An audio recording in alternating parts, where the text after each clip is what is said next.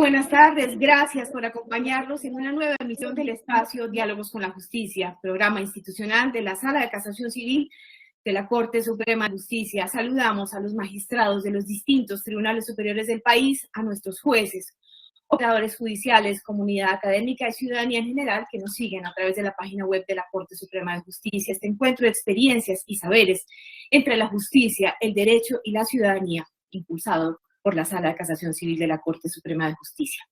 Los invitamos, el tema de hoy, responsabilidad médica desde la perspectiva de género. Saludamos y damos la bienvenida a los señores magistrados de la Sala de Casación Civil de la Corte Suprema de Justicia, el doctor Francisco José Ternera Barrios, presidente de la Sala Civil, y está con nosotros también la señora magistrada de la Sala Civil, la doctora Hilda González Neira. Y ya están conectados los panelistas que nos acompañarán en la tarde de hoy, el doctor Luis Armando Tolosa Villabona, ex magistrado de la Sala de Casación Civil de la Corte Suprema de Justicia, la doctora Mónica Lucía Fernández Muñoz, ex conjuez de la Sala de Casación Civil, y el doctor William Namen Vargas, ex magistrado de la Sala de Casación Civil de la Corte Suprema de Justicia. Doctor, señor presidente, lo dejo con el diálogo adelante y estamos siempre muy atentos al desarrollo del mismo. Señor presidente, adelante. Gracias, doctora Piedad. Buenas tardes para todos.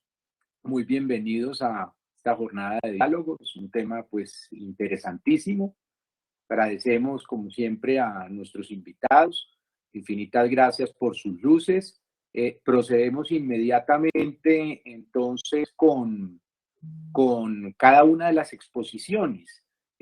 Doctora Hilda, buenas tardes. Usted quisiera hablarnos entonces esa perspectiva del fallo, o sea, digamos los lineamientos generales, propósito del fallo sobre perspectiva de género y responsabilidad médica. Muchísimas gracias. Gracias, doctor Francisco, muy amable. Buenas tardes a todos los que nos están escuchando y quienes están compartiendo en este momento la actividad que estamos realizando.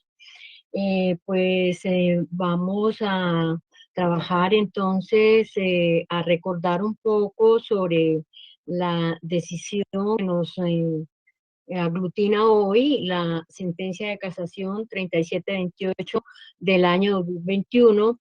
Por favor, ponemos la primera diapositiva. Bueno, vamos con la que dice antecedentes. Muy someramente quiero comentarles de qué se trató, cuál fue la situación fáctica que generó el presente proceso. Pues se trata de unos padres que encargan a su hijo, acuden a los centros hospitalarios pertinentes, a los médicos pertinentes para el momento del alumbramiento. En el momento del alumbramiento, en el parto, hay alguna deficiente atención médica que trae como consecuencia lesiones y daños graves en el bebé que nació. Esa es en una apretada síntesis la situación fáctica, graves lesiones y daño que se genera y que por supuesto no solo a él le causan, sino también a sus padres en la medida que quedó en un estado que no puede valerse por sí solo, sino siempre tendrá que depender de alguien y ese alguien en principio ¿quiénes son? Los padres.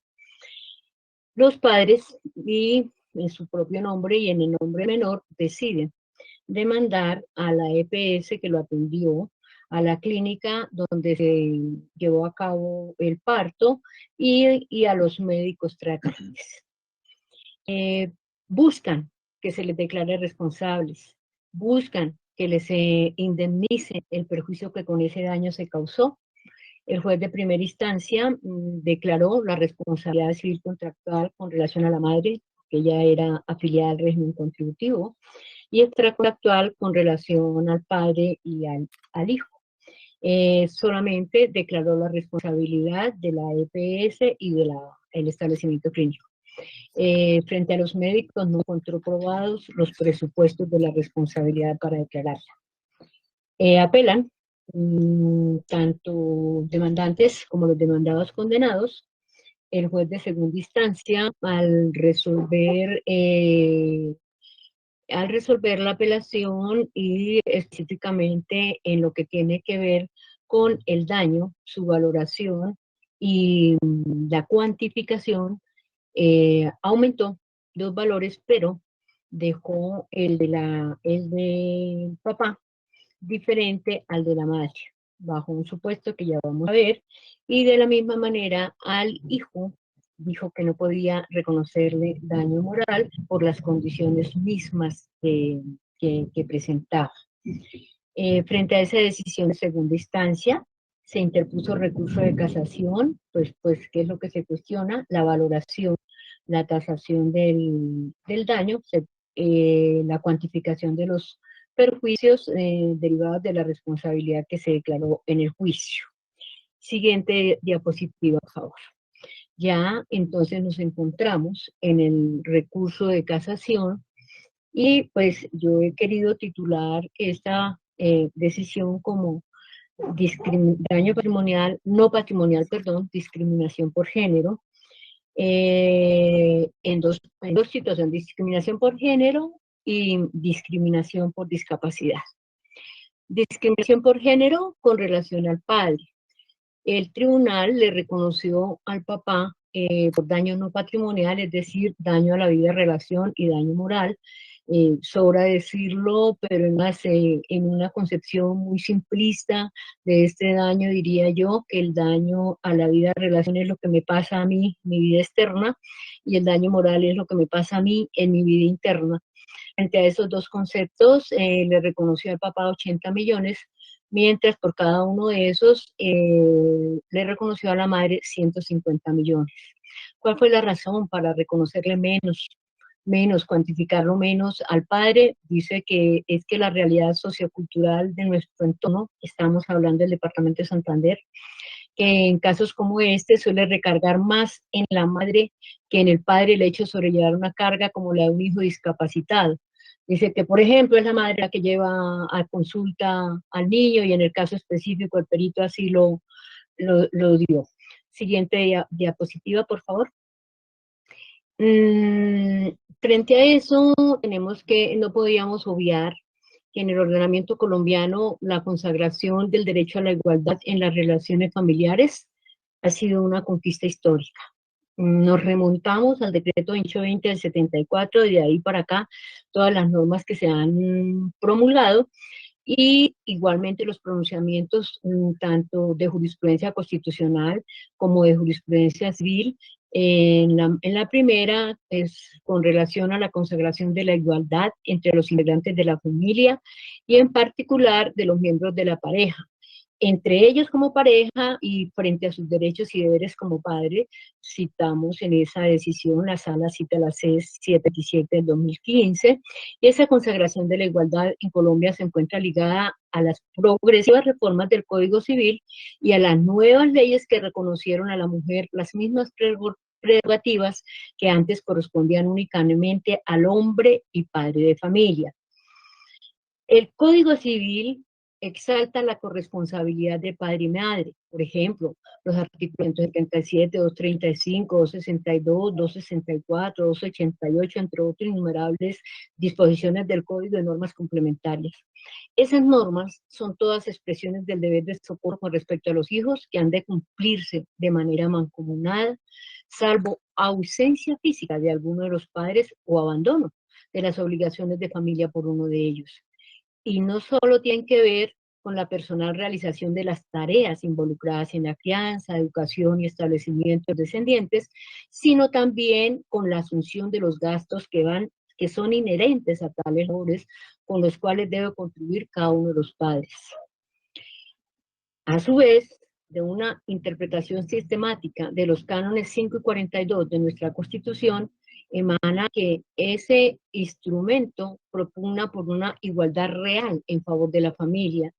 Y eso es solo predicable no de la familia como institución, sino que se extiende a cada uno de los miembros. De allí que así como el legislador no puede promulgar normas que establezcan un trato diferenciado sin justificación respecto de los derechos y obligaciones que asisten a los ascendientes en relación con sus hijos, creemos que tampoco le es permitido a las autoridades judiciales sentar una diferencia de tratamiento jurídico entre ellos por sí.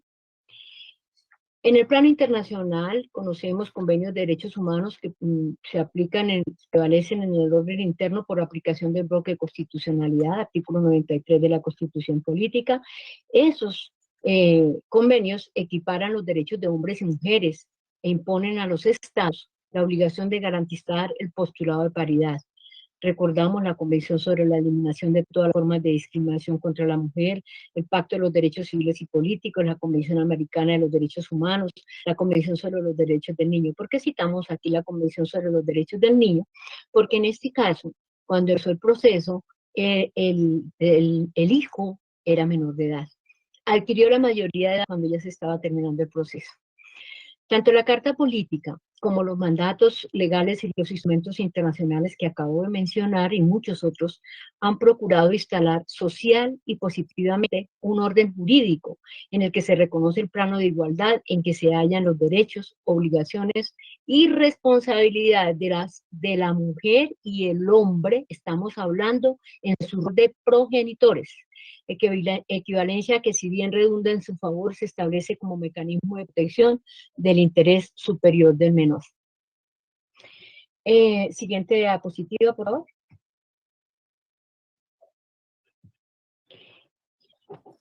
Conclusión frente a esta primera parte del no reconocimiento o la diferenciación en el reconocimiento, en la cuantificación del daño no patrimonial frente a padre y madre.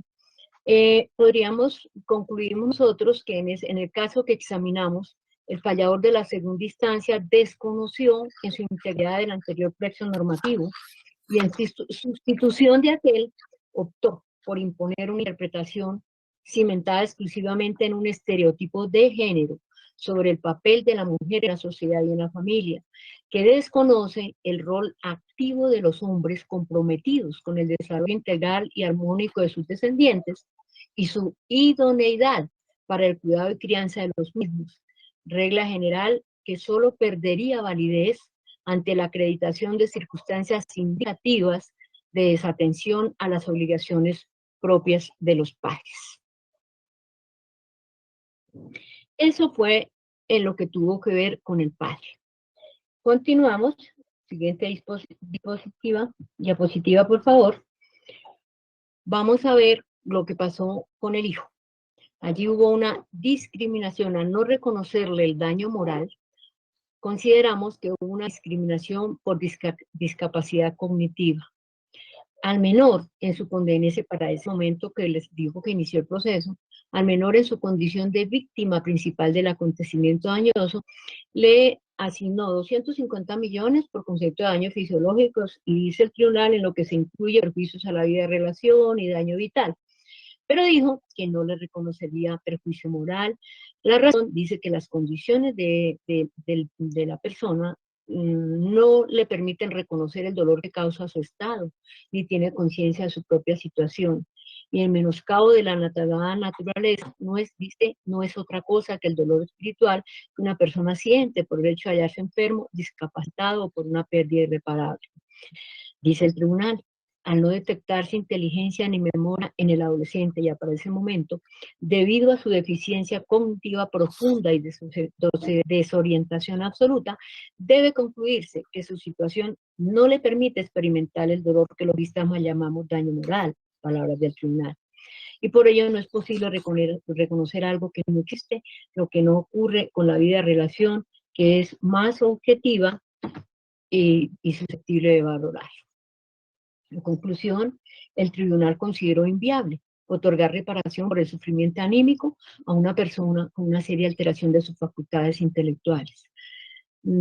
Agregaría yo, el tribunal se olvidó que es una persona siente, que es diferente a otras cosas. El resarcimiento pleno es pauta jurídica central en la estimación de perjuicios. Esa pauta no debe ser reemplazada por una subregla propia creada por el juzgador que no satisface adecuadamente las finalidades compensatoria y de satisfacción inherentes a la indemnización de perjuicios y a la institución de la responsabilidad civil. Son múltiples los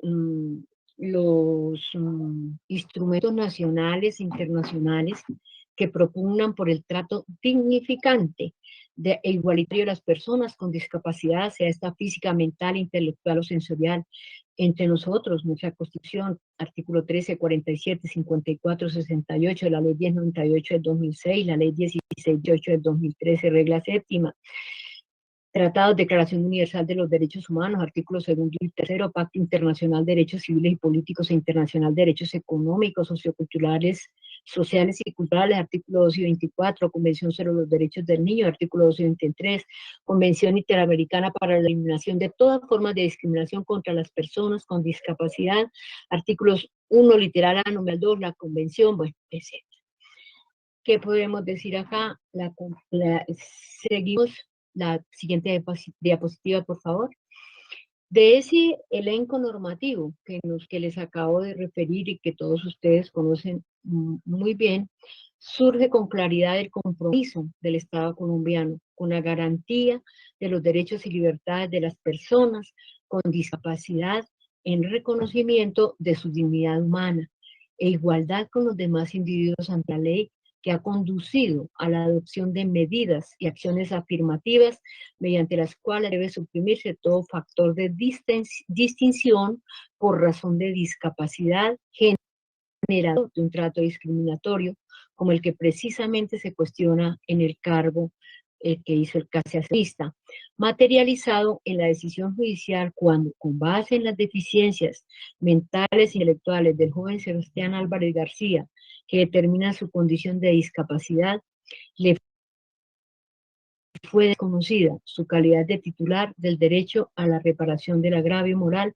con ocasión de los hechos que precisamente dieron lugar a ese estado. Recordemos básicamente que hay una hipoxia porque se le envuelve el cordón umbilical, no hay oxígeno al cerebro, se produce el daño. Y aquí le estábamos diciendo, usted no siente, usted no tiene derecho al daño moral. Tiene derecho a las otras cosas, pero no. Y a los papás le dijimos, le dijeron, el papá no tiene los mismos derechos y deberes que la madre, por esa razón usted tiene menos, a usted lo dañaron menos, el perjuicio es menos, a usted le duele menos y le ponemos menos valor.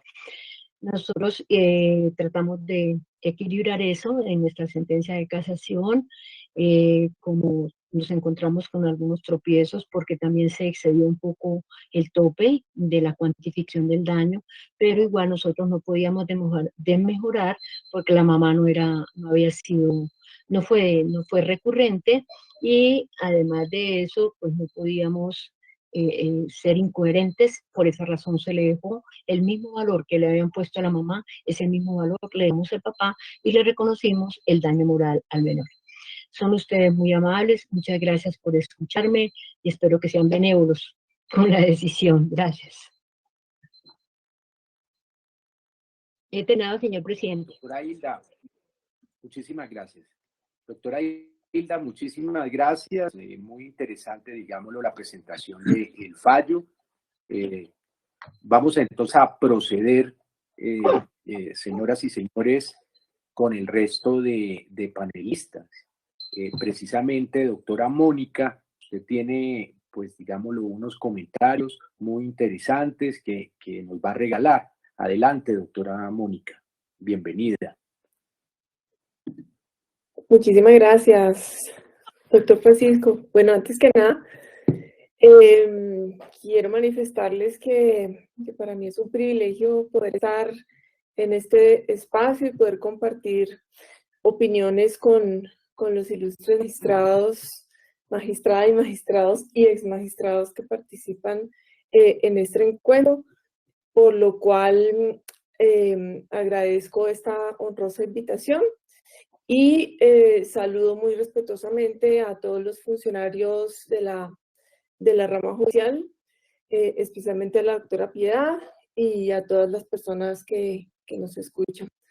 Cuando yo estaba preparando esta intervención me surgieron varios comentarios de los cuales me gustaría traer a colación 4, si el tiempo pues me lo permite, los cuales están relacionados, uno, con la garantía que el fallo otorga la no discriminación por razón de género y de discapacidad a través de una indemnización real y efectiva.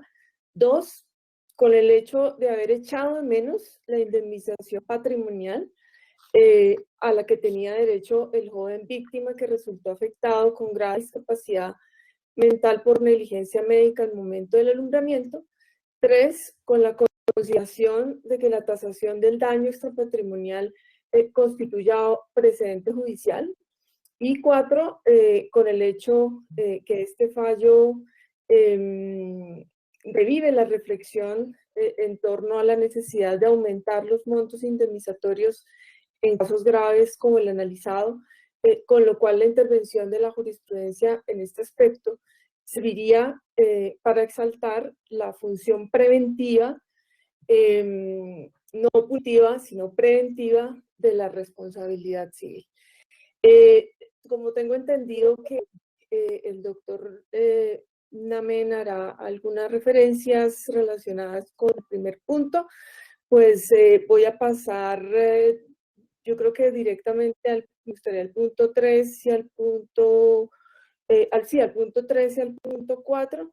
De todas maneras, no sin antes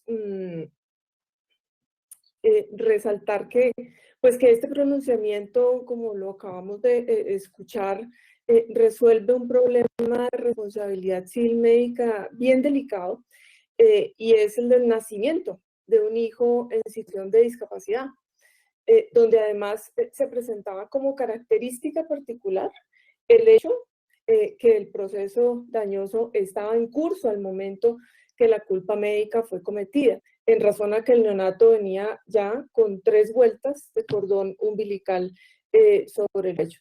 Tradicionalmente este tipo de daños pues indemnizan primero que todo, aclarando que no es el nacimiento y en consecuencia la vida de la persona lo que constituye el daño, sino que lo que se intenta indemnizar en estos casos es el perjuicio que resulta de la discapacidad.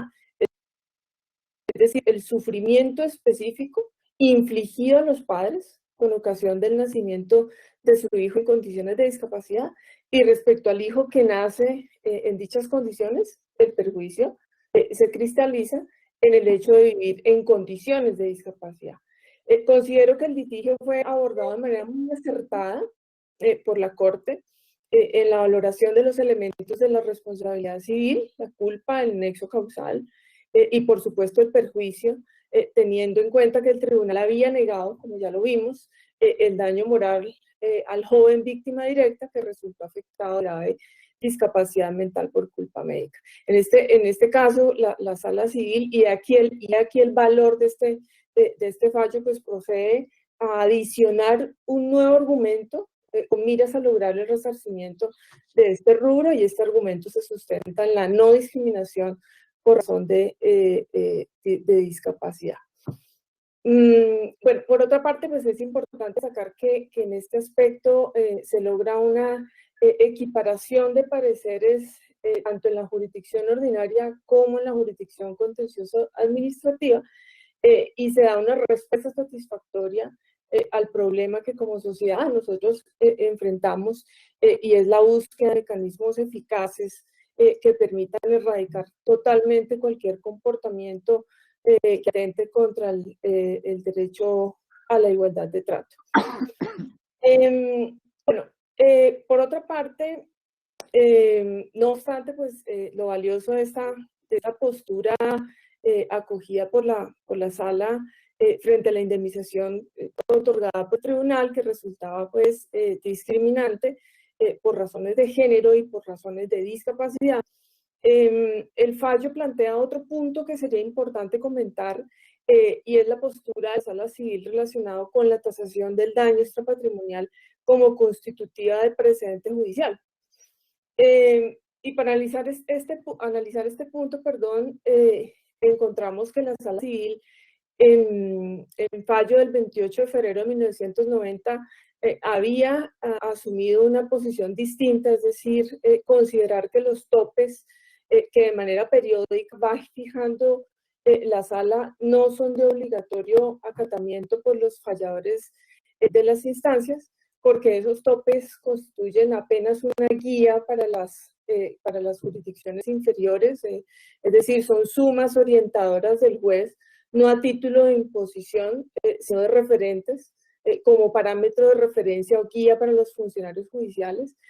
Y esta postura fue ratificada en sentencias del 18 de septiembre del 2009 y el 17 de noviembre del 2011 con ponencia a propósito del doctor William Amen, cuando además de lo anterior señaló que el resarcimiento de todos los daños se hacía aplicando la equidad. Es decir, la sala defendía que en la medida que el daño extrapatrimonial es inconmensurable y a falta de norma legal expresa que determine su monto, ese tipo de daño se restablece no con una reparación, sino con una satisfacción conforme a la equidad, en la cual el papel del juez se concreta en establecer el monto de la indemnización según su prudente arbitrio, atendiendo a las situaciones o circunstancias especiales de cada caso. Posteriormente, como sabemos, pues, se promulgó el fallo Osensa Machuca el 19 de diciembre del 2018, donde además de subir el tope indemnizatorio para el daño moral en la suma de 72 millones, la sala abandonó la postura anterior y concluyó que a falta de norma legal que determinara la forma de cuantificar el daño moral, el precedente judicial de la sala como máximo órgano de la jurisdicción ordinaria tenía el carácter de vinculante para las autoridades judiciales de grado inferior. Ahora bien, con esta nueva sentencia que estamos comentando, la sala civil ratifica esta última postura y precisamente este argumento en concreto es el que creería que amerita ser comentado en razón a que, teniendo en cuenta que el principio de la reparación integral ha sido tan criticado no solo en nuestro país, sino también en el extranjero, particularmente en Francia, que es donde he podido, digamos, revisar el tema, y ha sido criticado como criterio para indemnizar el daño no patrimonial, al considerarse que la aplicación de este principio debe limitarse solamente a los perjuicios de naturaleza económica, para los que resulta ser más apto, dado el carácter objetivo de los gastos y pérdidas económicas sufridas por la víctima. Y es que hoy en día se viene proclamando casi que un estado de crisis y relatividad de la reparación integral en los casos de daños no patrimoniales, donde los intereses son inestimables. De este modo, teniendo en cuenta que en nuestro país la Sala Civil desde el año 1974 ha venido reconociendo el papel esencial de la equidad en la reparación del daño moral, ha señalado, como lo hizo en sentencia del 5 de marzo de 1993, que se trata de una aplicación supletoria de la equidad, por ausencia de norma expresa que precise la fijación del monto de la indemnización haciendo uso de la función prater legem de la equidad judicial, de tal suerte que mediante el recurso a la equidad se ha reconocido que no pueden constituirse reglas generales con vocación a ser aplicadas a otros casos similares, porque la regla fundada en la equidad puede tener un valor persuasivo para los jueces, pero no el carácter de precedente obligatorio, en la medida que, en virtud de su singularidad, pues no es posible que sea considerado obligatorio. Además, se entiende que no se compadecería con la protección de la persona humana y su dignidad, y en el marco de un Estado social y democrático de derecho, que todos los individuos fueran tratados de la misma manera, pues es necesario verificar las circunstancias personalísimas de cada uno para proceder a establecer la indemnización que cada quien merece en forma particular. En este orden de ideas, todo lo anterior permite inferir lo recomendable que resultaría revisar la postura de la sala en el sentido de considerar que los topes que periódicamente indica, al ser fijados con base en la equidad, no constituyen precedente, sino una guía para las jurisdicciones inferiores. Así se hace, ¿no?, en países similares que pertenecen a nuestra misma familia. En Italia también tuve hace un poco oportunidad de revisar un fallo de la casación donde para poder indemnizar el daño no patrimonial se aleja de los baremos que en Italia se fijan usualmente por las tablas de Milán, y con base en la equidad, digamos, en presencia de daños graves, es muy similar a este caso resuelto en este momento por la Corte, pues se procedió a fijar una indemnización de cerca de 1.400.000 euros como tasa, superando pues los baremos que allá se aplican. Perdón.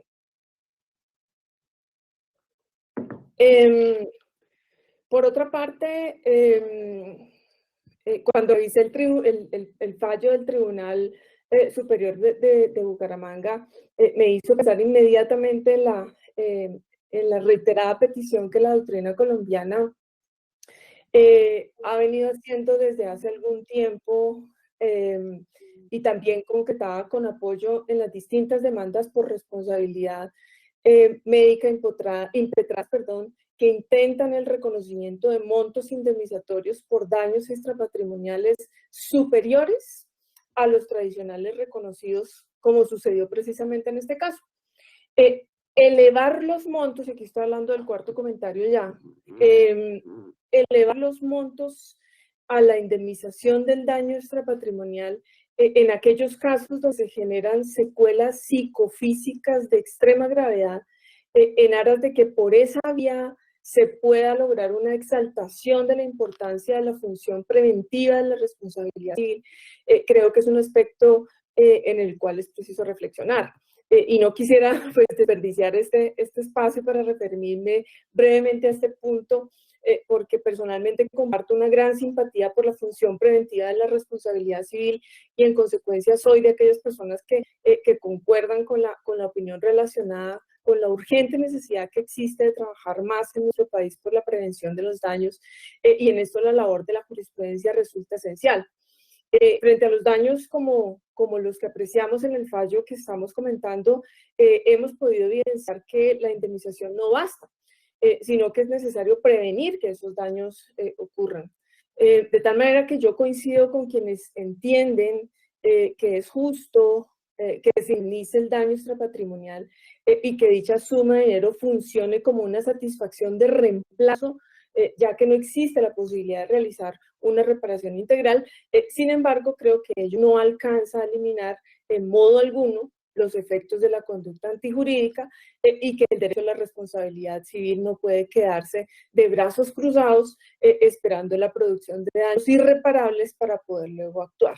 Entonces, todos evidenciamos que principalmente la reparación del daño extrapatrimonial encuentra restricciones y que por esa razón la prevención de los daños se torna imperiosa, pues hay determinados perjuicios que es mejor evitar de antemano y tomar medidas para impedir que sucedan, ya que luego no se podrán eliminar los efectos nocivos de esos daños. Tal como sucedió en este caso, donde el descuido en la atención del parto generó el nacimiento de un niño afectado con una mengua severa de sus capacidades cognitivas, una grave discapacidad mental. Entonces tenemos que, con acierto, se ha reconocido que la función normativa de la responsabilidad civil se manifiesta bajo la forma de una incitación o una invitación a evitar los comportamientos socialmente perjudiciales, y que la responsabilidad civil mantiene su función preventiva solo en la medida que la obligación de reparación incida de modo significativo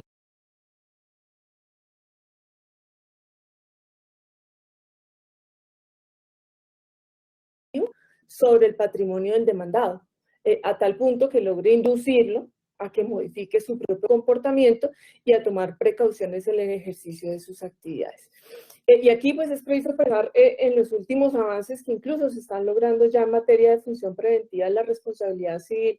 Solo revisando nuestra región podemos corroborar la inserción digamos, de esta función y la correspondiente acción preventiva en la última reforma del Código Civil y Comercial de Argentina del año 2015. Igualmente aquí en Colombia, en el contenido del último proyecto de reforma al Código Civil presentado a la opinión pública por la Universidad Nacional, pues dejan también entrever esa, digamos, esa preocupación porque se legisle en ese sentido. Ahí encontramos en ese proyecto el artículo 40, por ejemplo, cuando incorpora el mandato según el cual toda persona tiene el deber de prevenir, evitar, aminorar y resarcir los daños que pueda causar o haya causado. Entonces, pues la mayoría de las veces los demandados en los procesos de responsabilidad civil tienen la posibilidad de prevenir la comisión de conductas negligentes,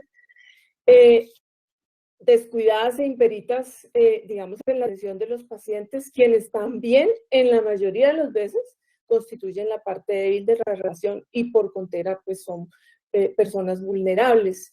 Luego, entonces, sería también de gran valor que las instituciones encargadas de la prestación de los servicios médicos y hospitalarios en nuestro país, en el marco de la prevención, se preocuparan más por la ejecución de políticas efectivas de prevención o gestión de riesgos médicos sanitarios a través, por ejemplo, de la instauración de políticas de risk management que superen el déficit de reflexión institucional y cultural que todavía hay al respecto. Ojalá pues en estas, ya termino, porque el tiempo ya creo que se me completó, ojalá que en esa dirección pues se enrolaran los futuros desarrollos de la institución de la responsabilidad civil, y recuerdo aquí una fórmula iluminada del maestro italiano Pietro Trimarchi cuando decía que el resarcimiento elimina el daño desde el punto de vista subjetivo de la víctima, pero no lo elimina desde el punto de vista objetivo de la sociedad en su conjunto. Yo creo que esos serían por ahora mis comentarios al respecto de la sentencia. Muchas gracias. Muchísimas gracias, doctora Mónica. Muy interesantes sus planteamientos. Si lo tienen a bien, doctoras, doctores, procedamos con el siguiente panelista, el señor doctor William Nader. Doctor William, igualmente un gusto saludarlo. Adelante, doctor William, con sus luces. Muchas gracias. Buenas noches, muchas gracias, doctor Francisco Ternera, presidente de la Sala de Casación Civil. Muy complacido de estar con usted, con la doctora Hilda González, la magistrada, el doctor Luis Armando Tolosa, a quien puedo hoy sí extenderle un reconocimiento por su labor como magistrado. Me parece apenas justo, fue una labor muy importante y notable, y desde luego con la doctora Mónica.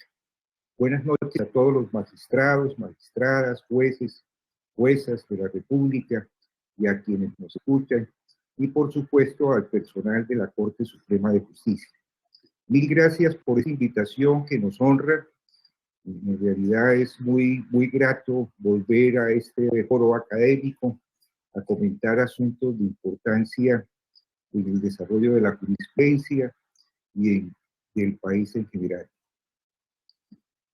Como primera medida, nos parece que la sentencia 3728 de 2021 es verdaderamente un aporte significativo para el entendimiento de algunas nociones que han sido desarrolladas por la jurisprudencia de tiempo atrás, pero que se tratan de una manera muy clara y precisa en este fallo. En primer término, la igualdad del sujeto jurídico frente a la ley.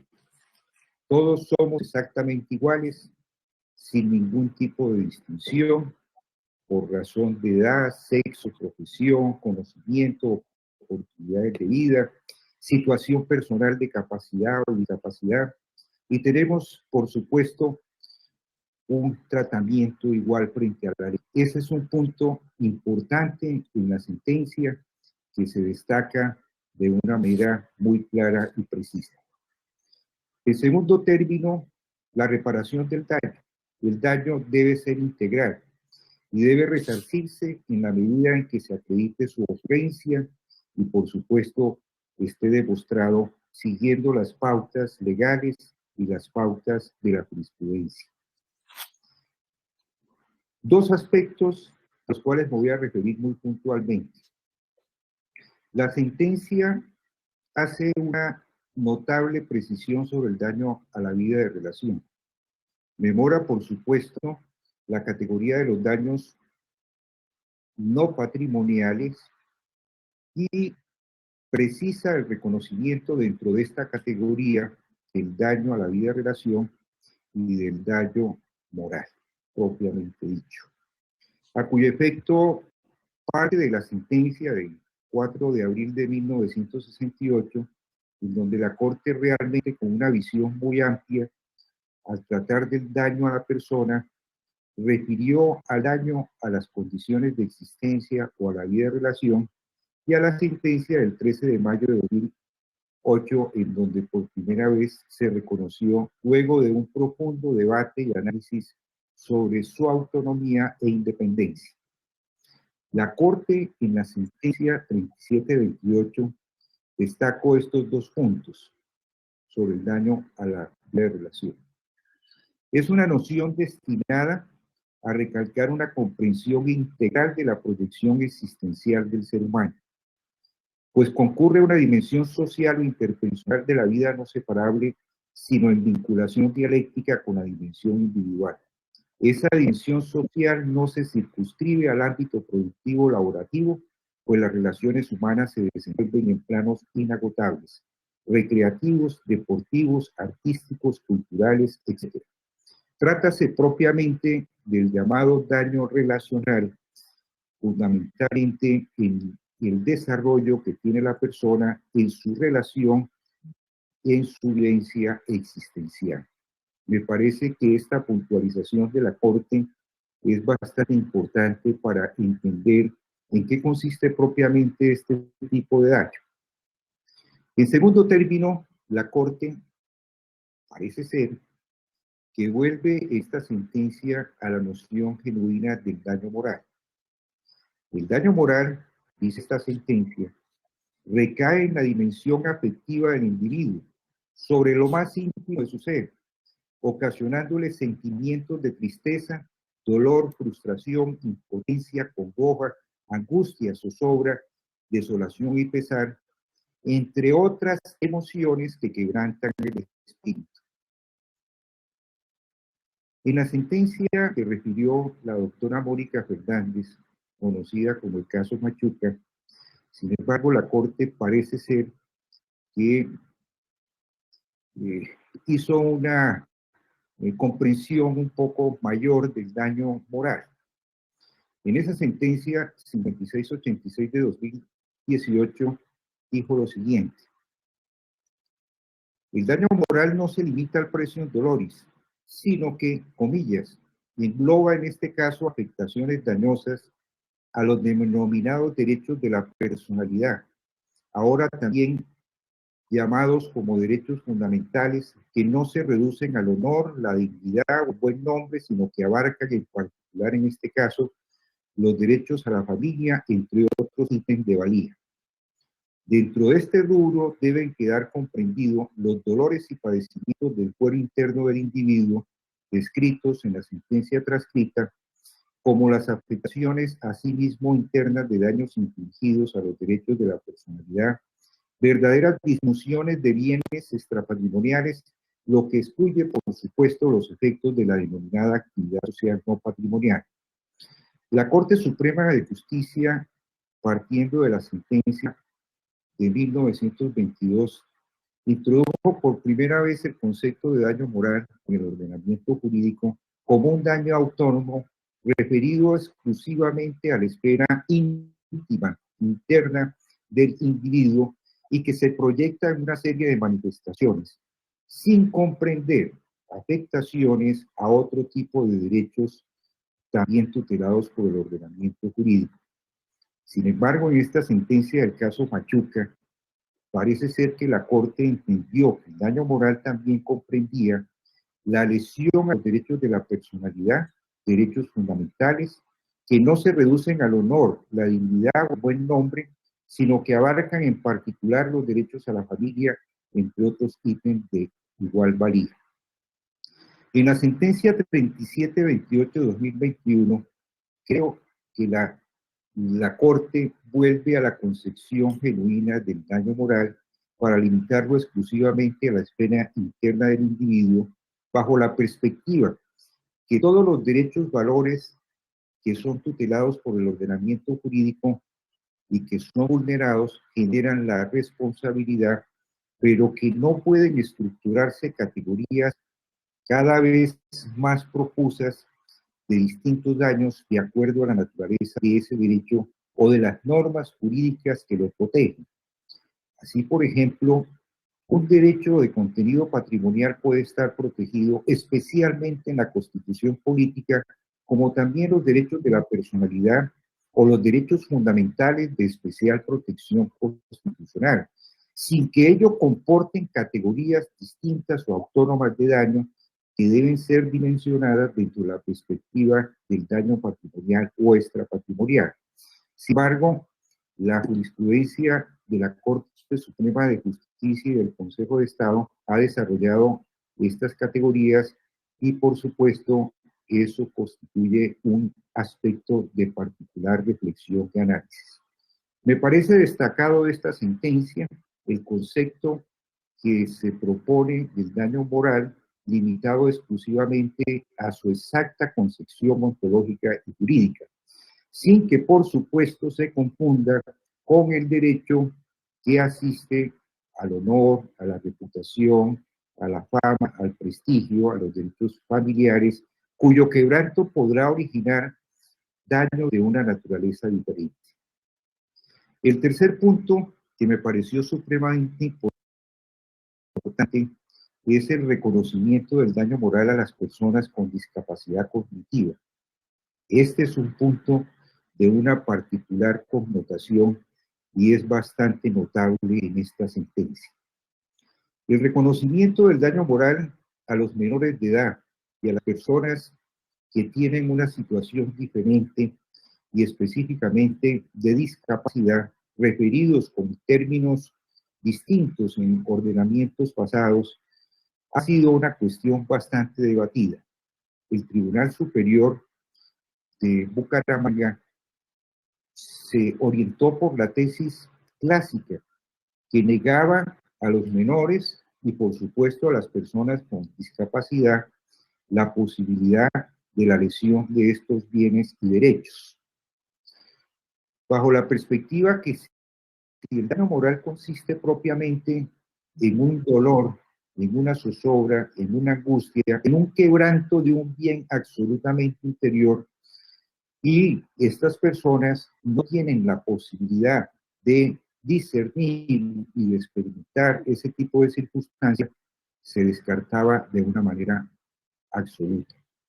Sin embargo, me parece que, no obstante la progresiva evolución difícil del reconocimiento del daño moral a los menores de edad y específicamente a las personas con situación de discapacidad cognitiva, este aspecto de la sentencia es verdaderamente destacado y notable. No hay duda que se tratan de seres humanos y los seres humanos somos iguales frente a la ley, tenemos exactos derechos y podemos experimentar lesiones análogas en nuestros derechos, valores e intereses tutelados en la norma constitucional o en la norma legal. Y por supuesto que un discapacitado cognitivo puede experimentar un daño moral, de la misma manera que lo experimenta una persona que no padece esa situación diferencial. Luego, este es un punto, en mi opinión, que debe destacarse de esta sentencia. Y una referencia muy puntual, debo hacerlo porque la doctora Mónica me picó la lengua. En efecto, en la sentencia del 18 de septiembre de 2009, la Corte Suprema de Justicia en ese entonces consideró que los distintos precedentes de la corporación en materia de determinación de los montos del daño moral son simplemente orientadores de los jueces y no constituyen un parámetro de obligatoria referencia para dimensionar el daño moral. Lo hizo bajo dos perspectivas.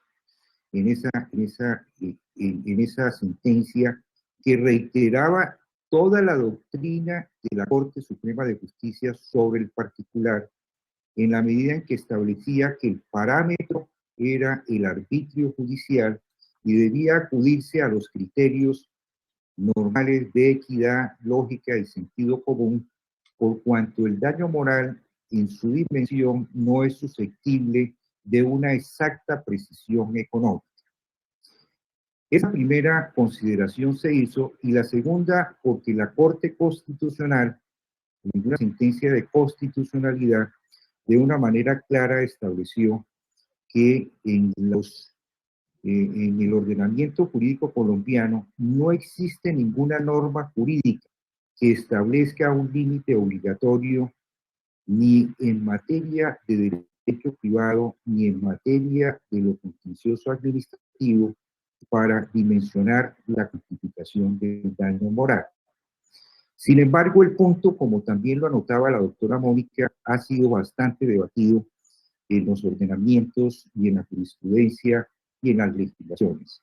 Habló precisamente de los baremos en España, en Italia, las tablas mismas de Milán, las tablas inglesas y naturalmente la orientación que proclama un establecimiento de un tope máximo por razones de seguridad y certidumbre jurídica, específicamente para poder permitir el aseguramiento de este tipo de daños. Nosotros, en ese sentido, creemos que la jurisprudencia puede, legítimamente tiene la autoridad de establecer precedentes judiciales y, naturalmente, cambiar la jurisprudencia. Esa es su función genuina y de establecerla. Por supuesto, nos atrae más la percepción del arbitrio judicial y de las orientaciones que de cuando en cuando deba señalar la jurisprudencia sobre ese aspecto particular. En suma, la sentencia 3728 de 2021 es, en mi opinión, una sentencia muy significativa que reitera con claridad y precisión la evolución que ha tenido la jurisprudencia civil en materia del daño extrapatrimonial y específicamente del daño moral, pero postula a la vez como cardinales que han sido dichos, pero no de esa manera tan precisa, como el de igualdad de las personas y el derecho a la reparación integral al margen de una situación de discapacidad cognitiva o de otros factores. Han sido ustedes muy amables. Es muy grato estar nuevamente con ustedes y compartir estas reflexiones. Y muchas gracias, señor presidente, honorables magistradas y todos los panelistas y ustedes que han tenido la paciencia de escuchar. Doctor William, infinitas gracias por sus luces, sus comentarios, muy nutritivos, enriquecedores como siempre. Doctor Luis Armando, nos unimos a las palabras del doctor William. Es un gran gusto igualmente saludarlo. Bienvenido, doctor Luis Armando, y adelante entonces también con sus comentarios. Muchas gracias. Muy buenas noches, doctor Francisco, y muy amable por la invitación que nos ha hecho a este panel. Un saludo muy especial a todos los magistrados integrantes de la sala, a la señora magistrada doctora Hilda González, igualmente un saludo muy especial. También debo saludar a la doctora Piedad Salamanca, que ha estado atenta en impulsar estos diálogos y en asesorar periodísticamente la presencia de nosotros los panelistas y de los magistrados desde el comienzo de estos programas. Doctor William, muchas gracias por sus palabras inmerecidas, y de mismo modo, doctor Francisco, realmente es un trabajo que en la medida posible procuramos hacer en el debate de la jurisprudencia y en el reconocimiento de derechos. Doctora Mónica, estuve atento de su intervención. Un saludo muy especial a usted y gracias por venir a estos paneles con su trabajo juicioso que viene desarrollando en materia de responsabilidad médica. La sentencia sobre la cual nos convoca tiene, como ustedes señalan, algunos puntos relevantes. Digamos que podríamos hacer un análisis de las decisiones allí insertas, la decisión de primera instancia del juez de conocimiento, como que someramente está compendiada, del mismo modo la decisión que contiene la síntesis de la sentencia acusada del tribunal, por supuesto, ese judicium rescindens de la sentencia de casación y la sustitutiva o el rescisorium que contiene la sentencia reemplazatoria de la del tribunal en forma parcial. Voy a referirme justamente en el sentido que vienen planteando los ilustres panelistas con relación a esta sentencia y a los dos cargos que fueron formulados por la parte recurrente y que hallaron acierto en las tesis, en el análisis de la sala. Por supuesto que tengo que hablar de una sentencia en la que participé en la votación y en la que estuve acompañando y no tuvimos hubo dificultades justamente en el punto al cual alude la autora Mónica y al cual se refirió el doctor Namen con relación a la tasación del daño extrapatrimonial.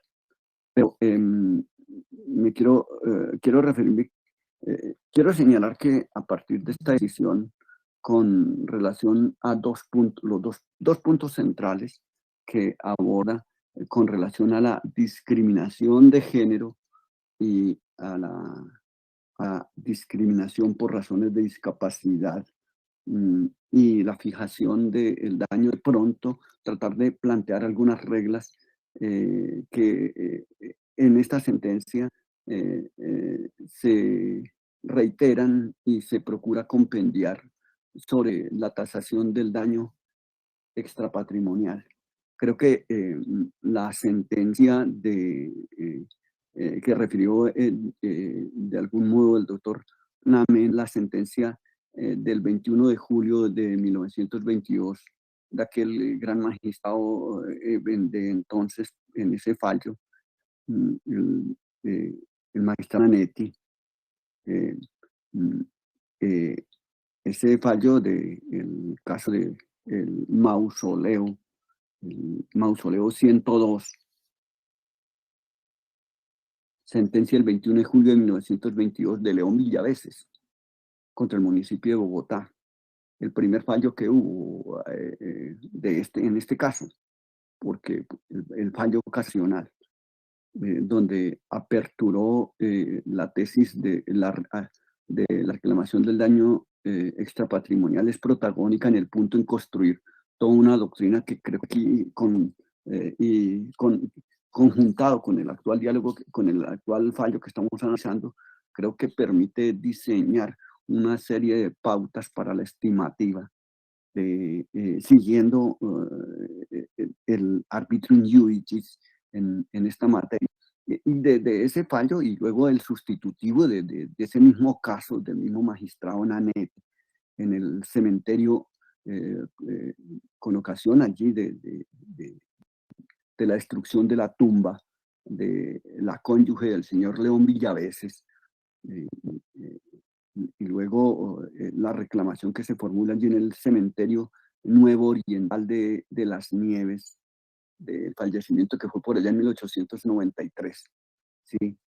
Esas dos sentencias, la del 21 de julio del 22 y la del 22 de agosto del 24, creo que forman una premisa importante. La primera casacional y la segunda, la sustitutiva de la de el tribunal para erigir los perjuicios inmateriales. Y creo que allí hay un ítem que en algunos fallos, tal que estuvimos discutiendo en algunos fallos que están advertidos, como el fallo de Machuca y también aquel fallo sobre la reclamación por créditos con ocasión de la afectación de los derechos fundamentales, se volvió a tocar uno de esos aspectos, pero es que este fallo me parece que frente al daño extrapatrimonial empieza a sentar unas reglas. La primera, que tiene que ver con los perjuicios morales, ¿sí? De una manera muy clara, ¿sí? Como lo aludió el doctor William, pero además yo encuentro el tema de el perjuicio simbólico allí planteado. La sentencia sustitutiva es justamente protagónica con décadas de antelación a los postulados de las Naciones Unidas y de la Corte Interamericana sobre ese punto. Sobre todo en el fallo del 22 de agosto de 1924, reiterando el análisis que hacen los peritos sobre la necesidad de reparar y de construir la tumba para que tenga sentido. Ahí aparece planteado esa otra modalidad de daño de no repetición o de reparación simbólica. De modo que allí encontramos, uno, frente al daño extrapatrimonial, definido claramente el perjuicio moral, los daños morales, en su situación interna subjetiva de afectación, de congoja, como luego es reiterado y de alguna manera con nuevas aristas por los fallos posteriores y este. Y la otra modalidad de daño, el daño simbólico, que hoy en materia del derecho internacional humanitario es centralísimo. Y allí creo que la Sala de Casación Civil, en ese fallo del 22 de agosto de 1924, y lo memoro y reitero, es protagónica, vanguardista en toda la teoría del derecho reparativo en el mundo, en el derecho contemporáneo y en el derecho civil. Tal vez no encontramos una corte o un tribunal, un análisis que haga como encontramos allí, para partir de, y no es solamente como los estudiosos han planteado que sea el daño moral, no, el tema de la reparación simbólica aparece con todo su vigor y con todo su rigor. Y luego debo memorar también la sentencia trae el fallo de el año 1968 con relación donde se gesta, claro, podemos encontrar de pronto en algunas decisiones esta otra categoría de el daño por la afectación a la vida de relación o por la alteración de las condiciones de existencia. Me parece que el aspecto que luego estos daños, el daño a la persona como desmedro a la integridad físico-mental, o esa injuria al honor, a la libertad, a la intimidad que se proyecta en quebrantos en la vida de relación, en las condiciones, y que repercute en el equilibrio, en el sentimiento del sujeto externamente frente a la comunidad. Por eso entonces este otro elemento aparece desde el 68 y en la decisión del 13 de mayo del 2008, el daño a la persona, el daño a la vida de relación en su proyección existencial en relación con el mundo, con la realidad y con los congéneres, en la relación de alteridad, el daño a la vida de relación. Creo que entonces en este punto del estado de la doctrina jurisprudencial, entonces hasta este momento tenemos dentro del el daño extrapatrimonial jurisprudencialmente construido por la Sala de Casación Civil. Uno, el daño a la vida, el perjuicio moral, el daño o la reparación por los perjuicios morales. Dos, la reparación simbólica, o no repetición, claro, pero allí se habla del simbolismo que significa reconstruir nuevamente la orden que le da Corte al municipio de Bogotá para reconstruir el mausoleo y lo que significa simbólicamente frente a la pérdida de un ser querido para la posteridad.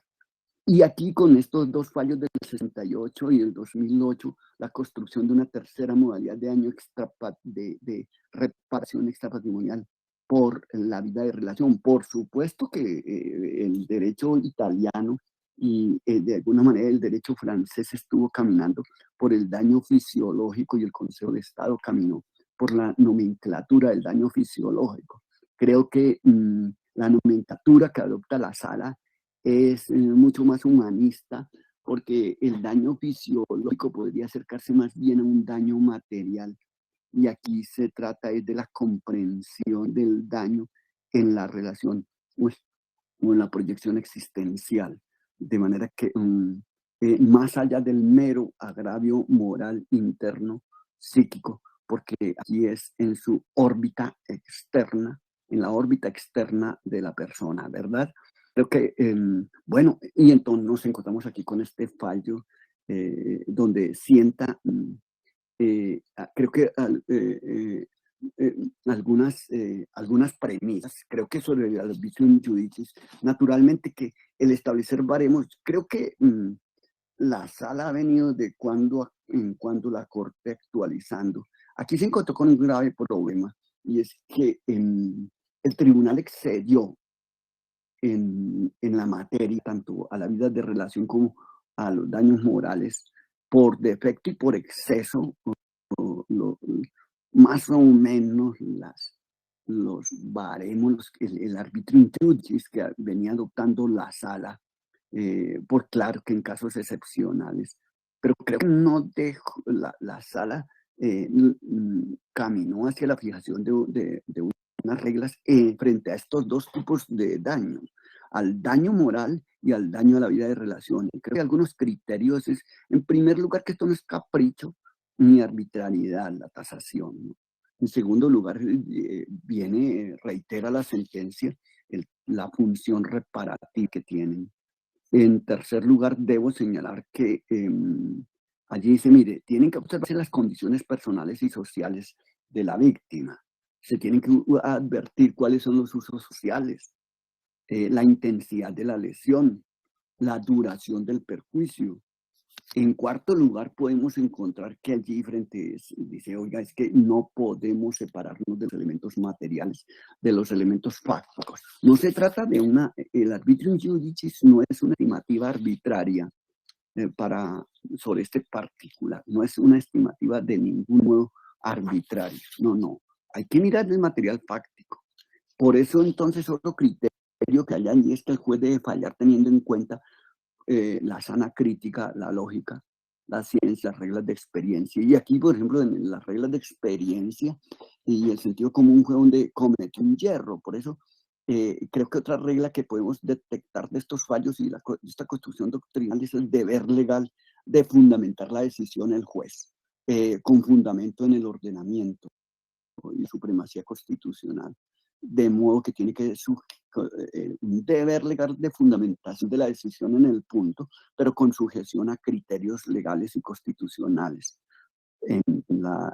tanto en la dimensión afectiva de lo íntimo, de lo interno, de la tristeza, del dolor, de la frustración, del daño moral, como en la estimativa del daño externo. Otro principio que aludió la doctora Mónica y que como para compendiar un poco esta temática y que también el doctor Dominique explicó, es aplicar los criterios de equidad y de reparación integral, ¿no? Para justiciar. Creo que aquí hace un punto como en la sentencia y es donde creo que viene la parte innovadora, es como en materia de vida familiar.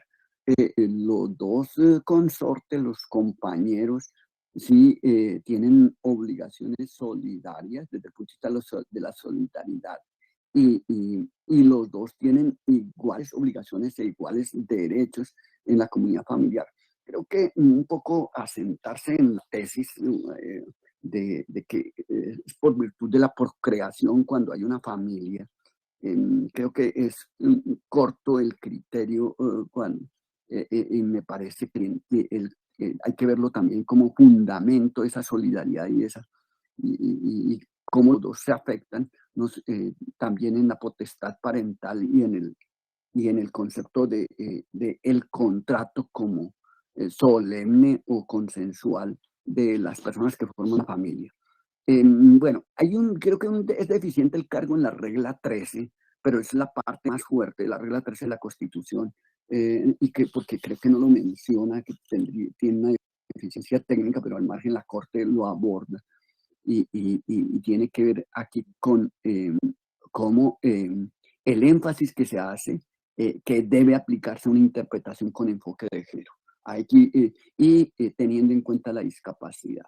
Es decir, ahí creo que es el tema fuerte del fallo y esto, el enfoque de género como metodología analítica, creo que es el otro aspecto a tener en cuenta.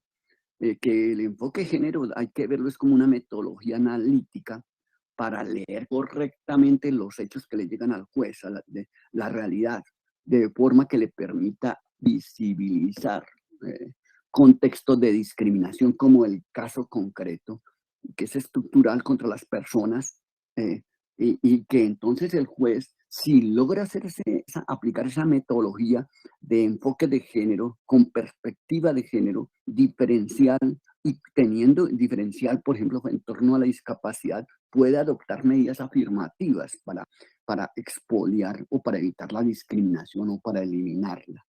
Y la Corte lo iba planteando tal vez un fallo reciente, cito un fallo de la unión sexual de Joao Enrique Zúñiga Hernández contra Carlos Abril, la sentencia SC 3462-2021 del 18 de agosto 21. Bueno, es que me parece el tema, y aquí, señor presidente, regáleme 2 minuticos, no le quiero quitar, que en este punto, y concluyo mi charla y me excusan, y es que en este punto la insistencia y el punto que se combate frente a la decisión de segunda instancia, y es la carencia de este enfoque de género o de esta metodología analítica que tiene que aplicar el juez del enfoque con perspectiva de género diferencial. Es que aquí es la aplicación en esta materia, hay que decirle a los señores jueces, si me parece, que es de la epistemología jurídica desde el punto de vista probatorio y aplicación de la sociología jurídica, las ciencias sociales al análisis en este punto. Y hay 3 categorías importantes, y hay una en la que insiste la sentencia, que rodean este tema, y es la categoría frente a de las cuales debe ser consciente el juez en estos temas de género, la categoría estereotipo, la categoría prejuicio y la categoría discriminación, porque es que aquí aparece un estereotipo y en la página 10 de la sentencia, y la sentencia lo recuerda y la doctora Hilda en la presentación lo hizo, es que allí hay el tema cultural.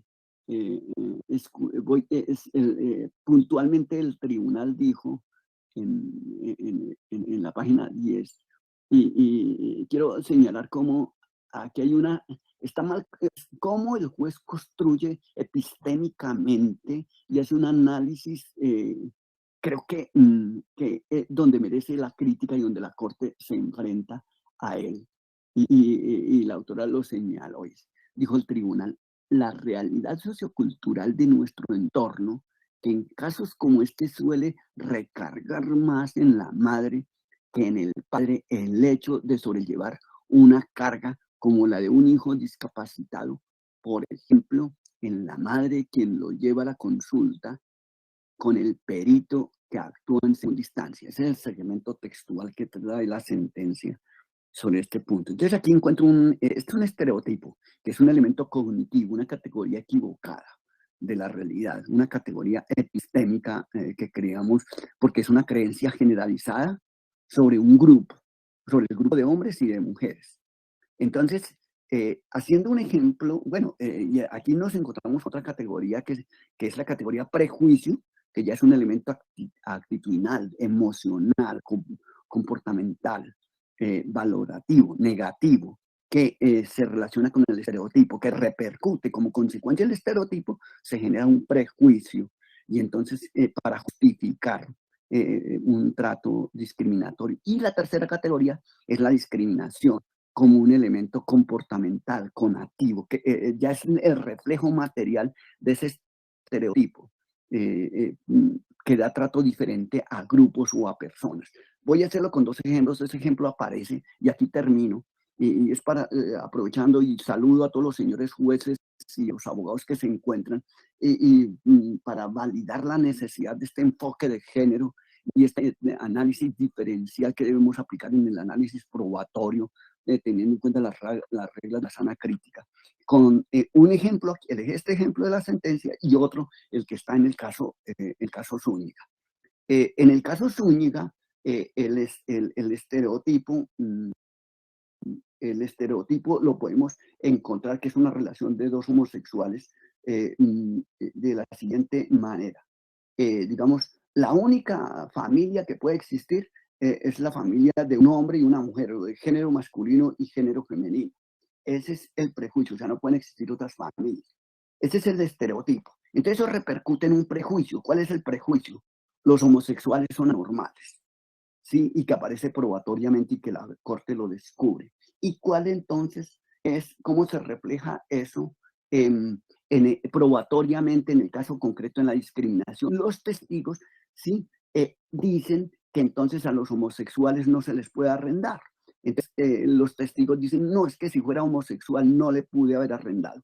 Este es un ejemplo, para mostrar un ejemplo concreto, señores jueces, de cómo las categorías aquí, estereotipo, prejuicio y discriminación, inciden en el análisis probatorio y en el desconocimiento de derechos. En este caso concreto, me atrevo a hacer el análisis que se encuentra tácitamente en la sentencia.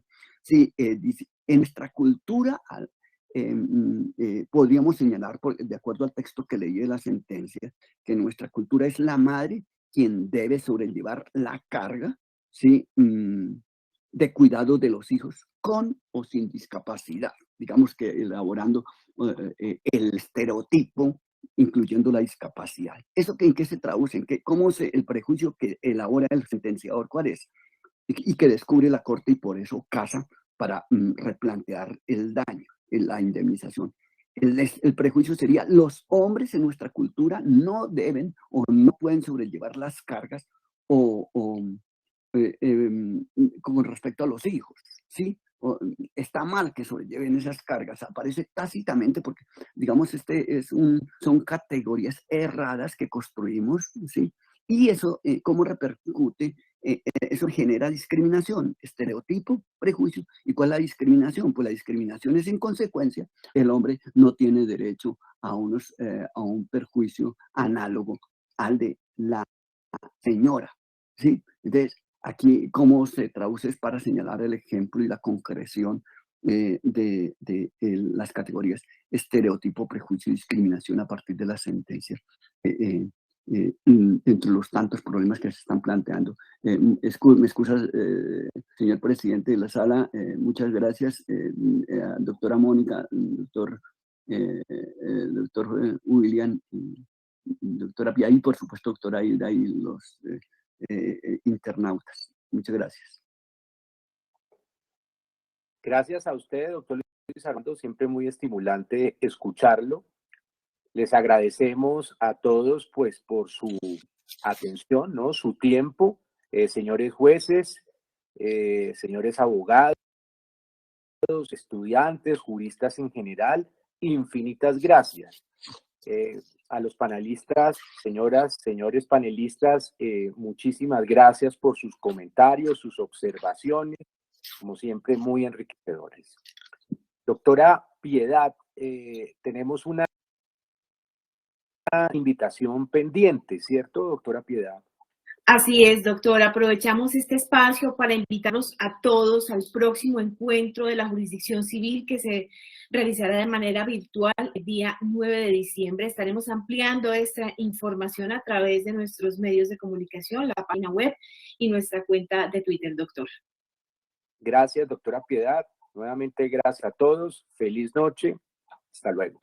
Gracias. Muchísimas gracias, señor presidente de la Sala de Casación Civil de la Corte Suprema de Justicia, doctor Francisco José Ternera Barrios, a la señora magistrada Hilda González Negra y a los panelistas que nos acompañaron en la tarde de hoy, el doctor Luis Armando Tolosa Villabona, ex magistrado de la Sala de Casación Civil de la Corte Suprema, la doctora Mónica Lucía Fernández Muñoz, ex conjuez también de la Sala de Casación Civil de la Corte, y a usted, doctor William Namen Vargas, ex magistrado de la Sala de Casación Civil. Muchísimas gracias. No olviden que este diálogo quedará publicado en el canal de YouTube de la Corte Suprema de Justicia y los invitamos a suscribirse y activar la campana de notificación para que reciban los últimos documentos audiovisuales de este alto tribunal. Muchísimas gracias a todos. Feliz noche.